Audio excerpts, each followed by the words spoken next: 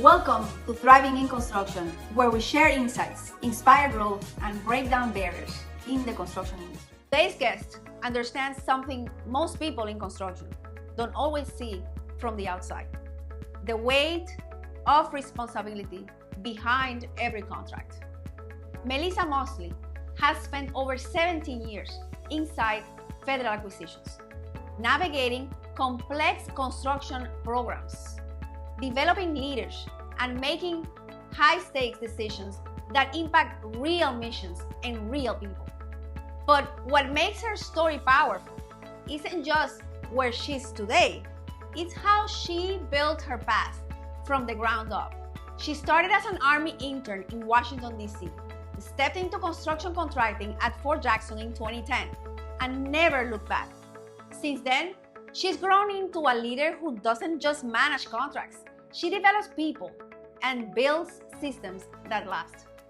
Today, we're diving into what it takes to lead a high accountability team in high accountability environments, how to think strategically about risk and the beliefs that carry you through the toughest seasons in government contracting. Melisa, I am so glad you're here. Welcome to the show. Well, Melisa, I am so happy to see you here. It's such a beautiful honor to meet somebody that has represented so much impact in so many small businesses' journeys and life, and be able to eat, what is it, over 10 years that we've met, and seeing your success as you have moved from the place that I met you in Charleston to being in headquarters. So welcome to Thriving in Construction, the podcast. Well, thank you very much. I am very truly honored that you reached out, and I'm just glad to be here and share some journeys with you. Hopefully they're good. They're always good. Yeah. Right? Our life's journeys are always good. Well, so you are the Chief Business Operations of U.S. Headquarters. So tell us more about your journey today. Because you also work with employees and hiring, and wow, how do you move from contracting to this role? Tell us more. All right. So 1102 series is very large. We have a lot of individuals, anybody, anywhere from contract specialists to KOs, to small business specialists. And, we just have a large range of skill sets that can be in the 1102 series. And so when you met me, I was in the execution part of 1102 series, and that was executing contracts. What I do now is more on the procurement side, which is oversight, training, and more so that for the whole enterprise at the headquarters level. So that's kind of like the difference, policy versus execution, in two separate lanes. That's the easiest way to explain it. That's amazing. And what shaped you early on? What shaped you? How do you get to have these opportunities, to have these experiences? And what influenced you as to become the leader that you are today? Because you've dealt in contracting, and I know that's not easy. And now you're dealing with people, which is even more, I don't want to say difficult, but it could be complicated because of human behaviors and everybody's own lives, that it's important to them. So what shaped you? What guided you to who you are today in those work experiences? That is a great question, and that has to take me back to when I was growing up. I belonged to a church filled with great leaders and women and men, and I am one of five. And so we didn't have a lot of resources growing up, and so watching these women and men develop programs and wanting to be a part of these programs, but really couldn't afford to be in these programs. And watching them trying to make decisions so everybody can be included, it just shaped me as looking at these individuals. It just made me feel like that's who I want to be when I grow up. I want to be able to help people who are willing to, put in the work, learn, and just do better. And so as I became an adult in just the working world, I took those same kind of characteristics because I believe it's the character of the person and not just a title that someone has that really shines through how you can help someone. And for me, um, the character that I wanted to exude was excellence. I wanted excellence to be the norm, not just the exception. And the character of just humility, I wanted to be humble in what I did. I didn't mind who got the credit as long as whatever needed to get done, got done, and individuals could benefit from it. So that shaped me very young as a young person, and I used that same mentality as a leader. Just looking for ways to be better and leave it better than when I came in. Like, like I'm always looking for, okay, this is how I came in, and I'm looking like, how can I make it better? Um, How and can I so make it better? I really go back to being a little girl and just wanting to be that type of person that I admired in my church, providing for me and my sisters and brothers at that time. So, wow, what a beautiful story. And when you say how can I make it better? It's a beautiful question. Is that the question that that can you say that has been a primary question in your life for all situations, whether it's challenging or not? How can I make it better? Is that what you ask normally to Yes, yourself? I always challenge myself to say, um, this is happening for a reason, and what can I learn from it? And when I put it in a positive spin like that, I'm not, I'm not thinking negative about why is this happening to me. I'm a very positive person in nature. So I try to think in that terms of, okay, this is what it is, but I always analyze it and try to think of a small micro change could make it better. It doesn't have to Right, be this big new thing. It doesn't have to be like, it doesn't have to be big. I always think little steps, step by step, we can get there because we're just trying to be better every day as a right. person. And if we can do that, we're on our way. Let's go. It is. Let's go. Is that a message that you transfer to staff? How can I make it better? We don't need to make a drastic change.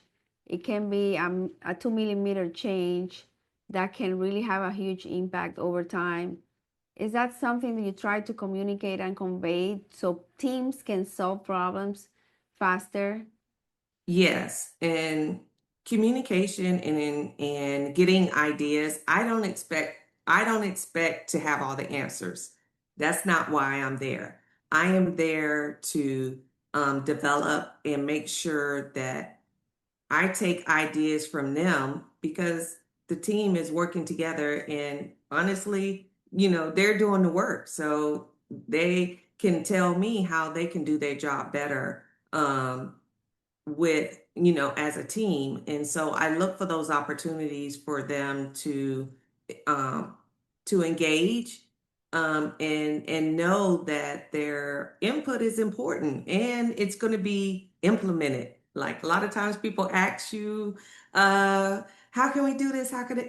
And no implementation whatsoever. So it is a joy to see someone's idea and then it's being implemented just a little bit. Um, and the performance skyrockets it from there because Yeah, then they feel like they're a part of the team, they're a part of the right. process. Right. Um, and so that's a big joy as a Yeah, leader. I can see the change in the person that's actually implementing and giving influence. That's my that's job, to amazing. influence behavior. Influence So, behavior, yeah. mhm. That's awesome when it's their idea and they figure a way on how to make it happen. It's they are the hero of the story. Right, right. And that's what we want.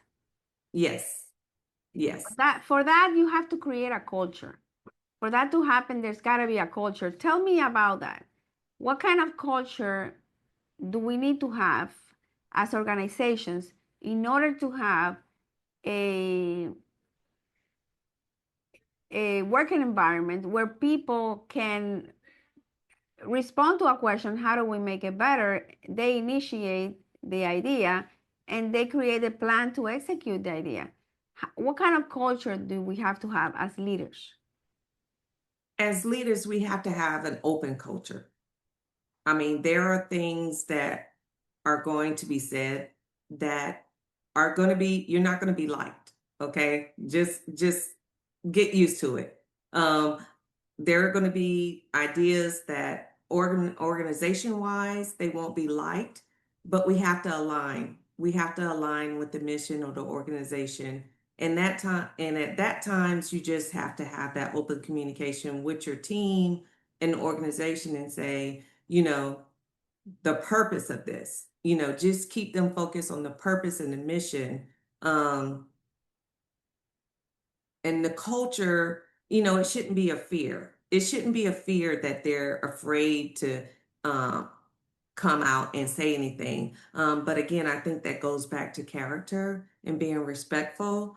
I think you can disagree um, without being disrespectful. I think you can make a point or be inclusive and still um, be valued as a team member in that culture. So the culture just needs to be open and free, but know that it will not be happy-go-lucky every day. Um, but It's that's not. business. It's That's not a free life. for all. Yeah, it's not a free for all because not for anything in particular or anything personal. It's just that the mission is the mission, the purpose is the purpose. The purpose So is the purpose. We got to keep moving forward. But address anything that you need to address and address it fast. And that's what I think is key. Address it very quickly.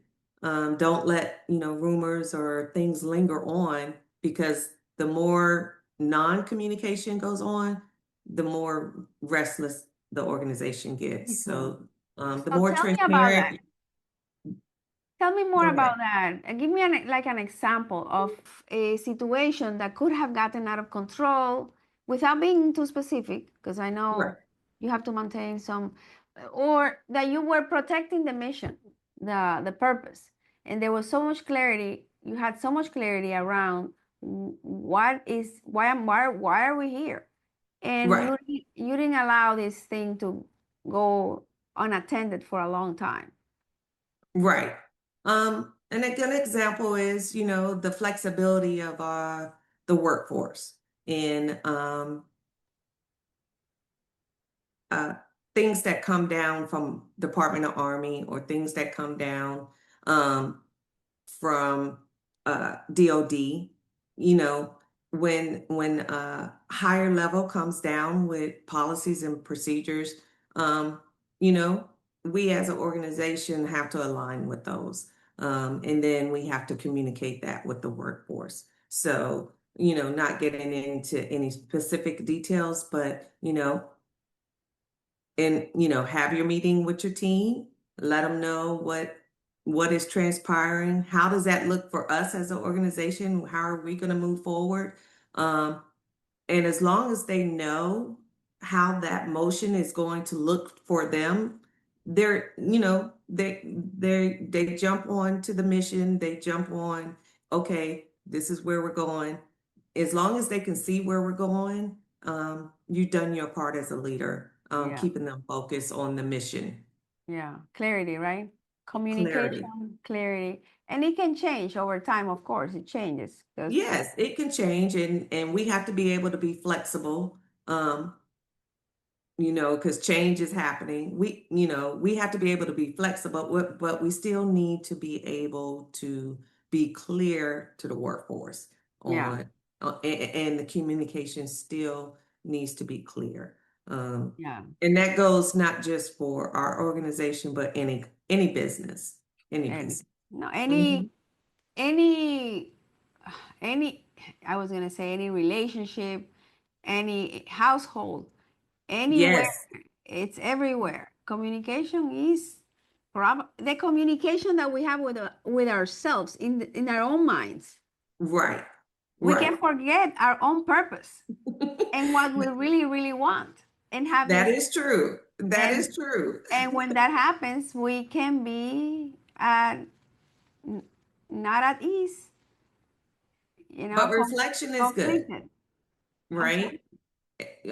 Every day I start off with my meditation to get my day going.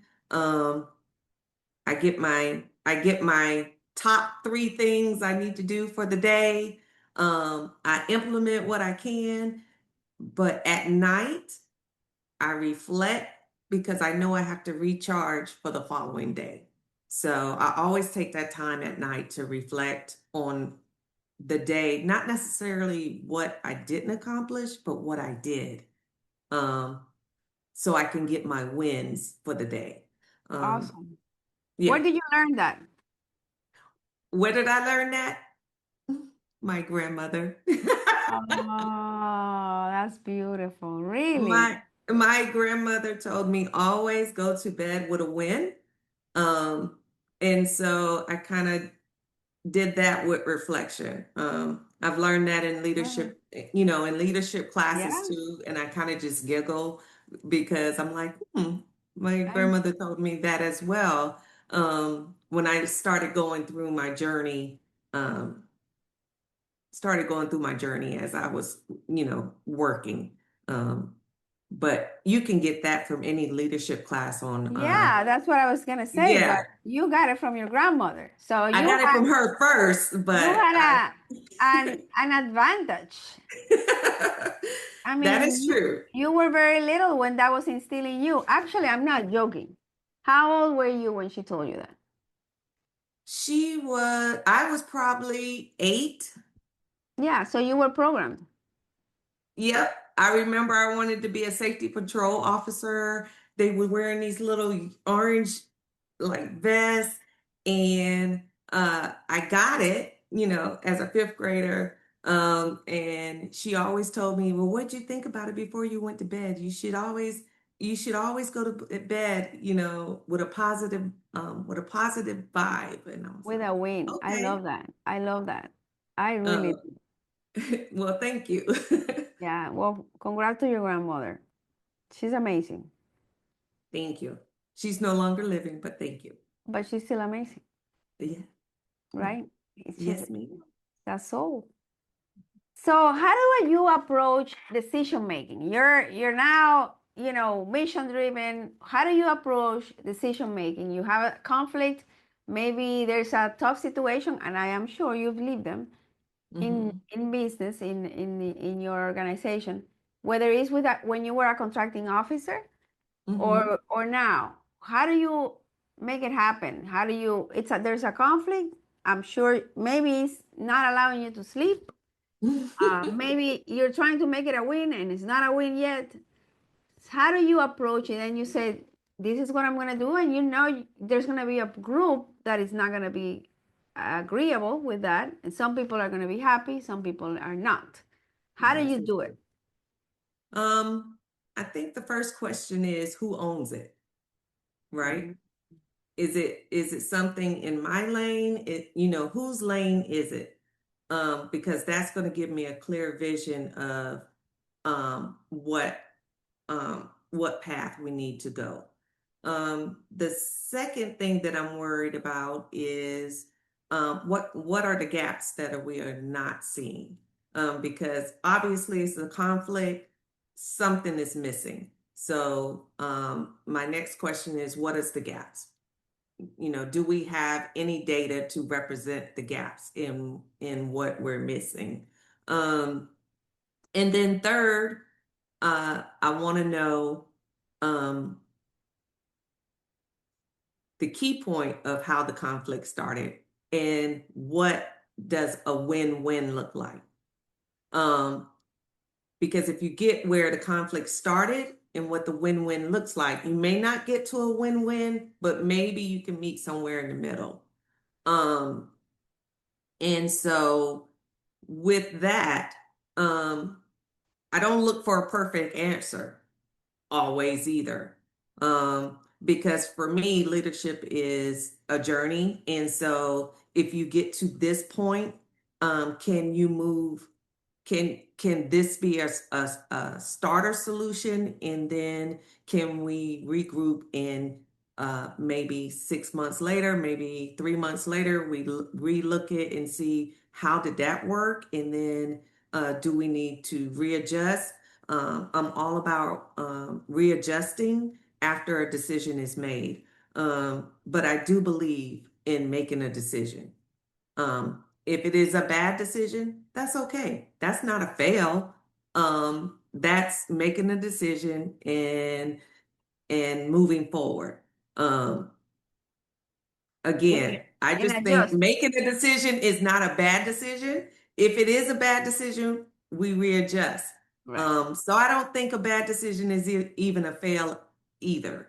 Um, and so consistency, like what's the consistency of people um, believing in your integrity in this conflict? Because again, your character is going to carry you out of the conflict. If people believe in your character, people believe in you being consistent. They value your because you don't have to be the loudest in the room to be heard. But when you speak and people listen, and they know you're adding value, that makes a difference too. So again, my first thing is who owns it? What are the gaps we're missing? Um, what other kind of data can I look at to make sure that whatever decision is going to be made, that I can be confident in the decision at the point and then make the decision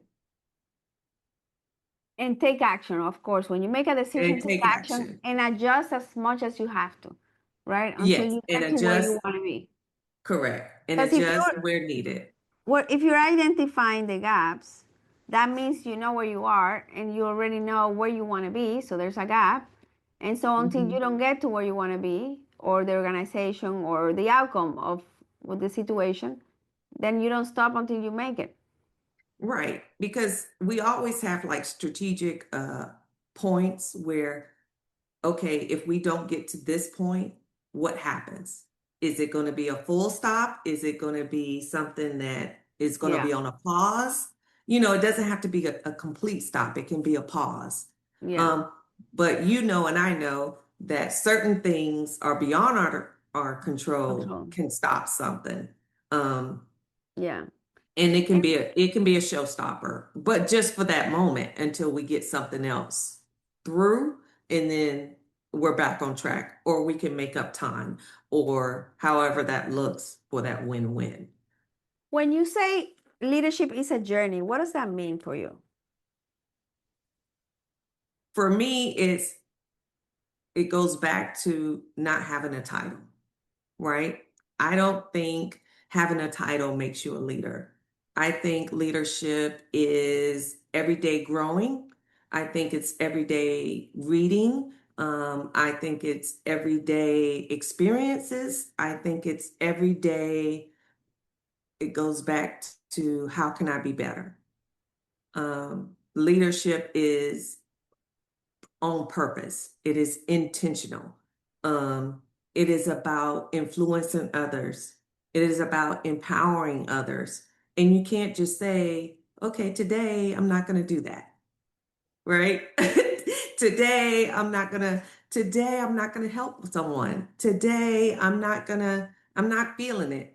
Um, When there you're are a leader, days, you're not on vacation, even when you're on yeah, vacation. you're not on vacation because you want to influence people when you don't even realize they're looking. Um, and I think that's what leadership is. Yeah, Doing things when influencing. people aren't looking Yeah. and people notice them. So So for you me, yeah, go ahead, go ahead. no, for me, it is a journey because Yeah, it's ongoing. It's a, I get it. And I think I figure out why it's a journey. Because for you, the intention is to influence. Mhm. And influencing people is not necessarily something that happens overnight. So once you have an idea on how you want to influence the behavior of another human, now you get going with you make a decision on what you believe is going to influence, and you don't stop until it happens because it's who you are. That's right. That's So right. it's a until it happens. Until it And happens. and it may be other than work, right? Yeah, It yeah, of may, course. how I influence in any shape or form. Of course. Um, Yeah. Because so and this is why we connected so well from the first moment. When you see another human, mhm, right, doing their work, we know it's not the work. People say, "Oh, you live your personal life outside of the doors." That's not true. that's not true. We are integrals. We all of our areas of our lives affect us, and we carry our worries, our desires, our beliefs, our joys. We're all one element. So it's and everybody's different. Behaviors, everybody's different. So some people show their emotions more, but the emotions play a huge percent on the decisions that we make, on how we act, how we feel. So I totally agree with you. I am so proud because I also see that you value growth a lot. And I can see Absolutely. the growth. You have grown tremendously. So I am so proud and honored to have met you both. We met each other back then, what was it, 15 years ago? 10 Ye- years ago. 10 or 11 years ago. Yes, ma'am. Yep. 10 or And 11 years ago, and where I was in that space, I can say that I couldn't see me here in the space that I am now. And that's why I'm just so thankful. I am so thankful for where I am. I do not, um, I do not regret where I am. Um, it's it has been life changing for me. Um, I am I am a wife, I'm a daughter, I am a grandmother. They call me honey. Um, um, but I'm all those things, but most importantly, I am very spiritual. yeah, Um, and um that spiritual grounds me for my everyday decisions. um and it it strengthens. it strengthens, but it also lets me know, hey, you know Checks. it checks me too. So and I think every leader needs that, you know Right. Because um your leader is God, and that's who you want to please, you know? true. So when you have, and we do the best we can because we're not perfect. We're not going to Right. claim that here we're trying to be perfect and we don't, there's no, but you want to be right by the guidelines that you believe in, and Correct. And that, when you're checking at night, makes you happy, Yes. and it also humbles. It humbles, and that's where individuals' values and core values and integrity, ethics, all those things come into play. But again, um, you can see it in the character more so than words. Yeah. And so when I'm looking for potential leaders, um, conversations are good, but I'm watching that character Yeah, because that's going to tell me the bigger story, of and course. that's going to tell me how they're going to lead other people by their Yeah, character. yeah, yeah. Mhm.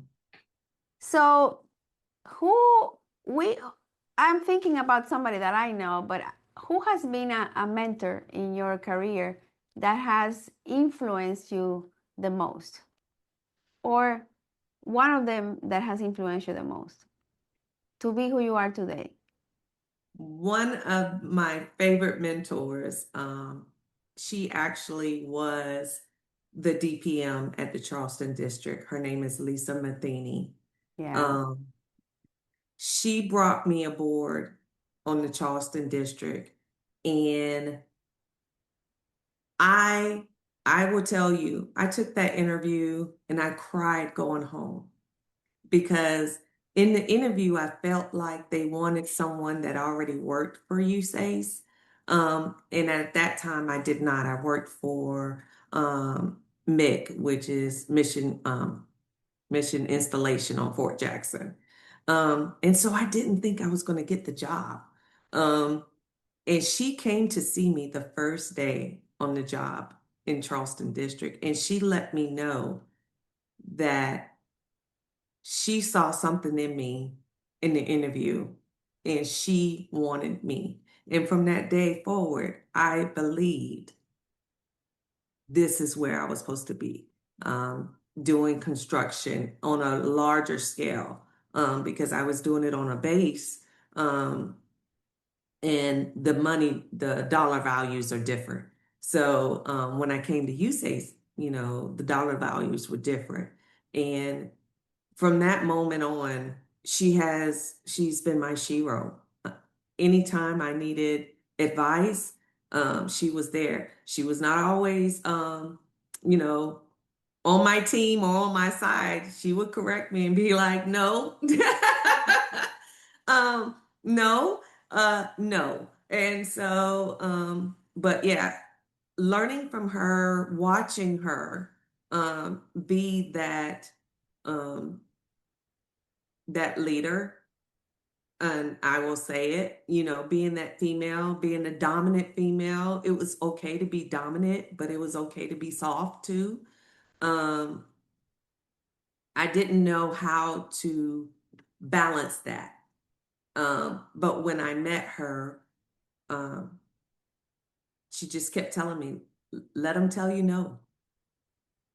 And when I took that, I applied for everything that I thought, if I met the criteria, I applied. And I've had people during my career say, Melissa, you're being very aggressive. I know. I know. I want to, you know. I aspire to be an SES. I have to be aggressive. I have to get there. I have to get the experience.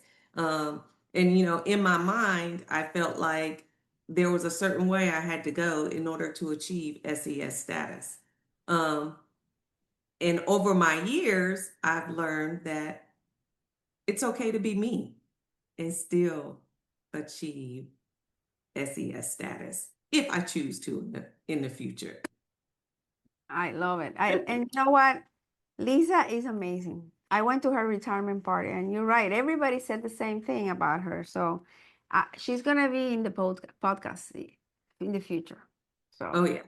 Oh yeah. But she was she a main contributor. one of my Yeah, main coworkers. and she serves so many people in the same way. And like you said, it's not everything. She didn't say yes to everything, but her ways are. I think she has a gift. Yes. Even when I left the district, I thought she was going to be mad um, because I left to go work somewhere else to get more skill sets.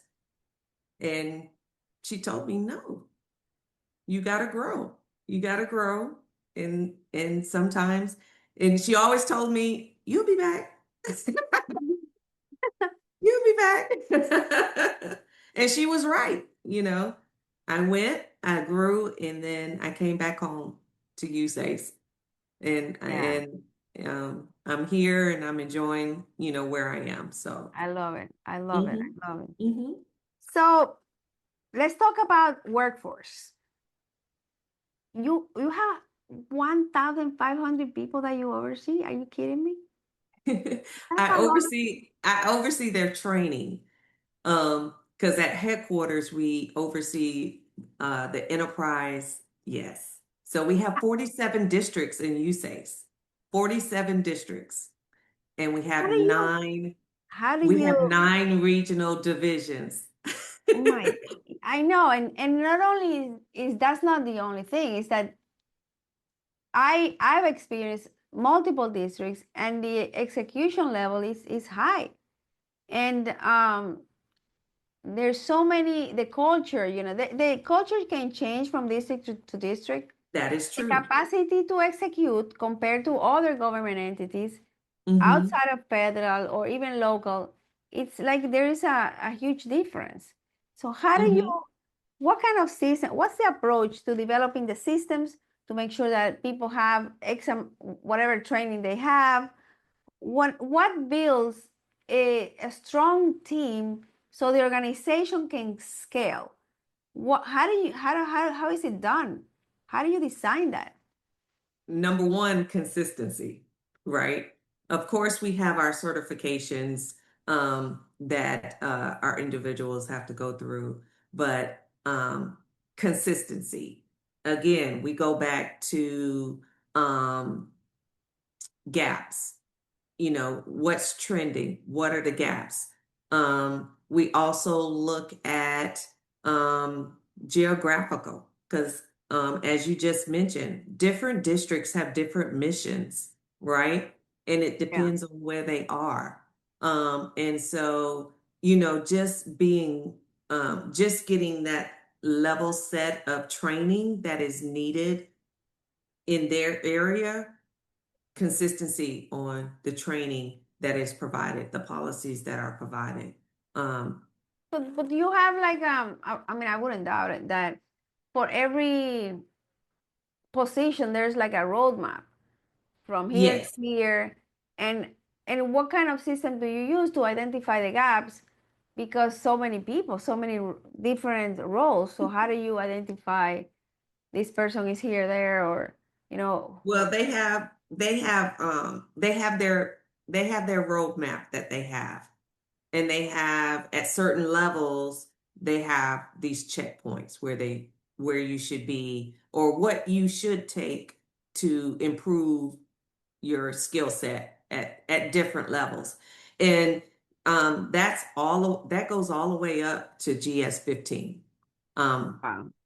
for employees. So wherever they are, we have interns, our interns, we have boot camps, we um, Wow. for our KOs, we have, contract training, contract and officer training. We have source selection training, for source selections. We have, small business industry days. We have, so it's just different things that we constantly have to engage the workforce, keep them engaged, and then we provide oversight for that too. That is the reason why we have oversight too, because we want to make sure that we're catching those gaps so we can train better, Wow. going forward. Because it's about building the bench, right? We want to make sure that We're training our leaders, but we also want to make sure we're building the bench so we You know can what? have that continuous flow of knowledge staying within USACE. So I guess, everything is driven by the mission. You gotta be mission ready. You can't say, when I went to my first base, Uh-huh. it was like so impressive because, I'm not in the military, but as a contractor, I'm able to support the mission. And Mm-hmm. in that regard, when you have the staff that the users has, and you gotta be mission ready. And if mission ready means you're ready when the mission, you need to be ready now in the future. Wait a minute. Don't start that, don't take care of that issue because I gotta get my staff ready. So it's a constant thing. You have to be on top of it. You have to be ready. It's You a have to be ready. there's a lot Um, at stake. it's a lot at stake. Yeah. Uh, and being mission ready for me is um, just being able to answer the call, right? And having the team ready to answer the call. Um, for example, if we have a wildfire, right? We're getting our expert people out there. We're sending the best to the location to take care of what we need. Um, and so in that regards, they're ready. They've trained for it and they're ready. Um, and getting ready for that, we do it every day. So when they say mission ready, we're already there. Yeah. Like we're just waiting. We're waiting for the mission to come to us because we're like, okay, Let's let's go. go. Yeah. Let's go. Yeah. Because we got the skill set already. We've trained Yeah. for it. Yeah. Yeah. The value for growth and learning is evident. Yes. Yeah. You don't have people. It's not like, oh no, I don't have time to learn. It's part of the culture. It's part of the culture. Yeah. Exactly. People Exactly. get excited about it. Yes. Yes. That's the beautiful thing about construction, Yeah. right? I remember when I first became an intern, I was contracting IT and nothing about IT, but it wasn't exciting. But once I did construction, I was like, oh my God, I get to see what I'm actually awarding. I get to see, I get to see the progress. And so then you get passionate about the mission because you're seeing the result of what your work is. So, Yeah. absolutely. So going back to leadership, when you're evaluating somebody's capacity to be a leader, Mhm. what three things do you identify in them? What must they have?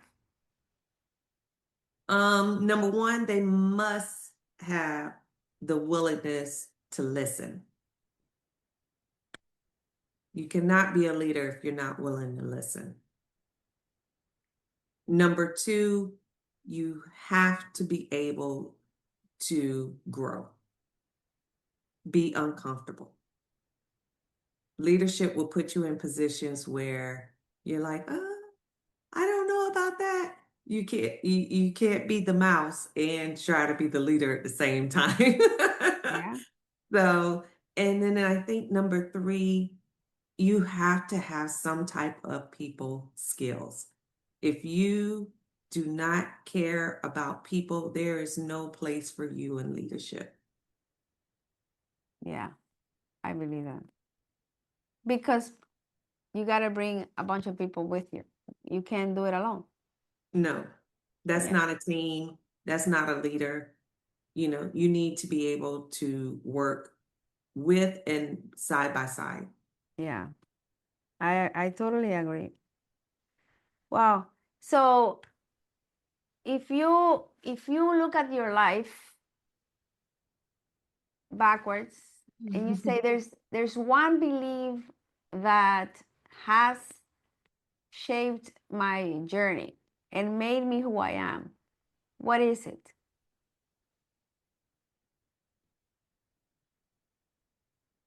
knowing I have a purpose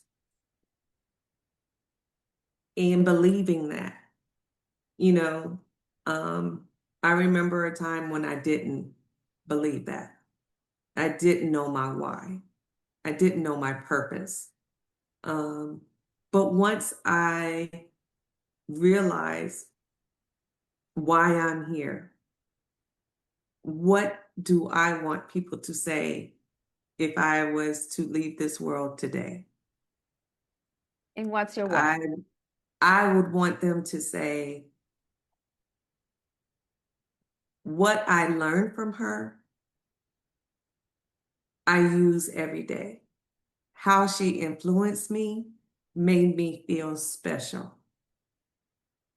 And I know I'm worth it. I can do it. Let me see her. Let me see me work. That's what I want people to know from me. That if I can do it, you can do it. Yeah. Show me. Let's Yeah. go. Let's Let's go. go. Let's go. Yes, let's go. That's a good one because you know what? Let's go, take action. Let's make a mistake. Let's adjust. Let's get to where we want to get to. We have one life Yes, to live. I yes. know my why, and let's It- go. it's not going to be perfect. It's not supposed to be perfect. We're Yeah. nobody's perfect. But I promise you, as you're making your mistakes, those are lessons. Some you may make again, some you be like, no, I had enough of that. I'm not doing that again. But you need every lesson. Reshaping and redefining me are my mistakes. My mistakes did not define me. They redefined me, Yeah. reshaped me into who I am today. And I'm Yeah. so thankful. I'm so thankful. That talks about resilience and not giving up. Where do you get that from? I get that just being, one of five, you know, you're fighting for attention, one of five all the time. Um, um, and as a parent, I just tried to be different. Then I took all the positive of what I wanted when I was growing up. And so I took that and made that better. And as an adult, as a leader, I took what I saw in others in each little piece, every little leader I saw. I'm like, I like that. You know what? How did you get that? I would always ask, how did you get where you were? Mm. Um, and what do you think about at night? What keeps you up at night? Being in that leadership role. Um, those were my number one and number two questions. And as I started leading, I just said, okay, these are things that I just kept adding on to things that, what should I be looking for? You know,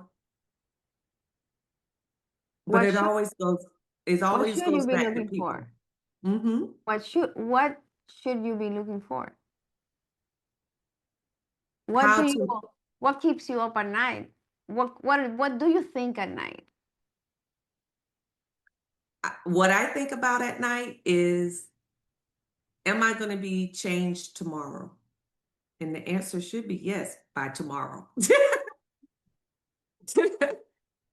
Because I believe every day something happens. I keep a jug of post-it notes, right? In my jug of post-it notes, I put something that happened that day. And at the end of the year, I look in that jug and read those notes to see how I was feeling each day. Mm, And it shapes me going, and it's that journey of continuous bettering myself. so I can be better for others. So you don't go into a state of worry or concern when you write down the note and you say, will I be changed tomorrow? And you write it down and you say yes by tomorrow. So you're able to kind of separate from that thought and put it at rest and in the post-it note. And do you ever look back at it and say, oh, this situation no, got solved in a way that I never thought it was possible? How do you transfer from wherever state you are asking those questions to I'm not worrying, I can sleep? What goes on? I don't put it in like a worry stage. It's more of, um, you know how you write down your things to do? Well, the next day, if I did not get an answer, I just put continue. It's a continue process. So the next day, if I'm still working on something I haven't completed, it's a continuation. It isn't the same problem because I've pretty much got some answers, but I may not have gotten all the answers. So to me, it's not I haven't done it or I haven't finished it or I'm going to worry about it, because the next day when I wake up, it's a continuation. And I ask you because me being in business, there is many times where I wake up and I'm worried. I'll be honest with you. Yeah. Yeah. And somebody didn't pay or something, changes in the government, changes in the economy, and you also we have 5 kids. So I'm like, continue, but I'm going to copy that. And it comes also with, it reminds me when the process that I have decided to adopt, which is to find gratitude in that moment. Like Yes. asking myself, what is God teaching me? What do you want? Like, because I do have a belief that everything that happens to me is for my good, not to hurt me. So from that frame of mind, then I try to shift my thinking. Right. Because I can have someone, come to me and the problem is like, they're like really stressing out about the problem. And I just say, okay, give me 10 seconds. And they're like, huh? I need you to breathe for 10 seconds. And then I say, what can we do now? Now. Don't think of it as the whole issue. Again, the micro steps. What can we do now? And it calms the person down because, they're just like, Miss Mosley, you always making me, think about one thing, because we can only do one thing at a time. We can only do one thing. If you're doing one thing at a time to make it better, it's going to get done, but it has to be, what can we do right now? And let's go. Right. But give me 10 seconds because you're excited right now. Well, it comes to the principle of when we find a way to become present, which breathing does that. You breathe, it's incredible. Because when we're stressed, it's just the shallow breathing. And so being able to have somebody next to us that said, hey, just breathe for 10 seconds. It just changes the perspective completely. So yeah, you're right on.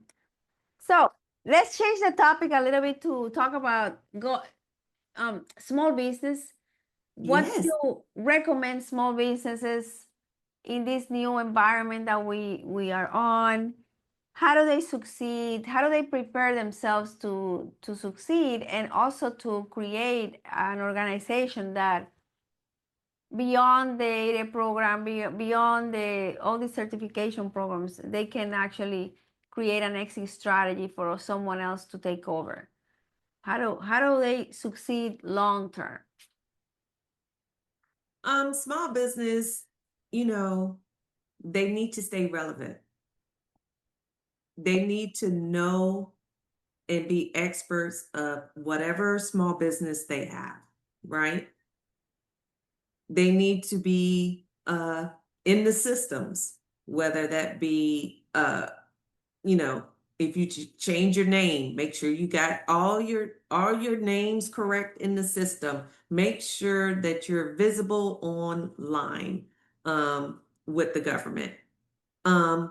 Make yourself available for those relationships with who you want to, you know, work for, because those are crucial. And then continue to get better, right? When you get a job with, trying to get a job in the federal government, make sure that you are getting better. Because once you get in, you want to keep that relationship growing and you want to get another contract. You want another award. And the only way that you do that is get better. Know your field. Have the relationships. You have to be the SMED at what you want to do, but you also have to be the SMED with your relationship building. Yeah. Because that will carry you further, than just bidding. Nobody knows you. Yeah, absolutely. So it's a relationship game. I Like think so. everything, because Relationship and the consistency of good work. yeah, absolutely. Absolutely. Well, Melisa, it's been such a joy. It's been the highlight of my day, let me tell you, to see how much you have flourished and Oh, how thank much and the you. impact that you're causing to so many people. I know many people have been impacted by the way you lead, by your state, by your identity, who you are, your values, and your work ethics. So I thank you, and I'm just proud. Well, thank you. Thank you. Like I said, I wouldn't be where I am today with my Heavenly Father being first. And then me putting in the work. Yeah, I had to put in the work so people could earn that trust in me, in my values and integrity in this career. Because it's not just a job. I've had jobs. I had jobs. This is my career. I absolutely love it. I'm very passionate about it. And I try to tell everyone, like, you want to come into contracting? It's a great career. yeah. But I'm very happy to be here. I'm very humbled to have to go through my journey and share it. I thank you for allowing me to share my journey today and even be on your podcast today. Thank you so much. Well, I'm sure a lot of people are going to be excited to hear you. And also, they're going to take a lot from what you're saying, because you're right. Growth is so important. Doing the work, the hard work. I tell, we're on a health journey in the sense of longevity. And there's no Yes. going around from working out. You can't delegate working out. You have to do the work. And so I celebrate you, and I know everything you have, you've earned. So I celebrate you for being an example and a role model, always growing. Well, thank you. That's a continuous journey because Yes, it doesn't stop here. I'm yes, always ready. I'm ready for the next step. yes. Mission ready. Mission ready. Yes. Yes. And so are we, contractors. We need to constantly be growing so we can be mission ready. Absolutely. That's the Absolutely. message. Thank you Absolutely. so much. Well, thank you. Thank you for joining us in this thoughtful and empowering conversation with Melisa Mosley. If this episode sparked something in you, don't forget to like, subscribe, and share it with others in the construction and leadership space. We'll see you next time. on Thriving in Construction, the podcast. Let's keep thriving together.